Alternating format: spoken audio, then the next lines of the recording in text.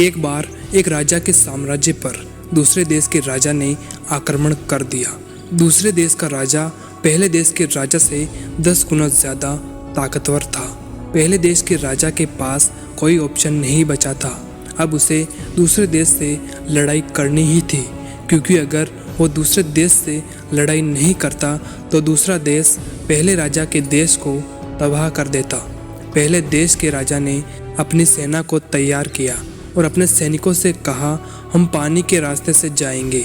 जब वे पानी के रास्ते से दूसरे देश पहुँचे तो राजा ने कहा कि ये सारी नाव जला दो।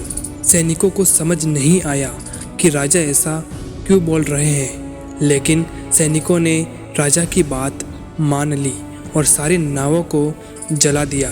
उनके पास अब वापस जाने का कोई रास्ता नहीं बचा। तब राजा ने बताया कि अब हमारे पास वापस जाने का कोई रास्ता नहीं बचा। अब हम दूसरे देश से जी जान लगाकर लड़ेंगे।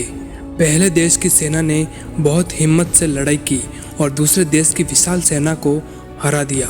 इस कहानी से हमें सीख मिलती है कि जब भी जीवन में मुसीबत आए, आपको पीछे मुड़कर वापस नहीं जाना है।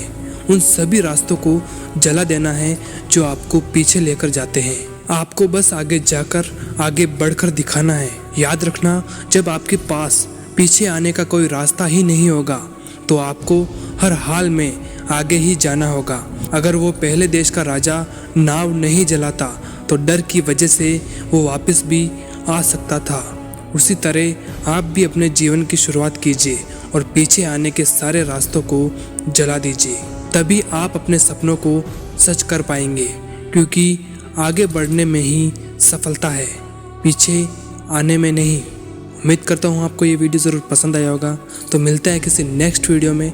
जब तक के लिए जय हिंद, वंदे मातरम।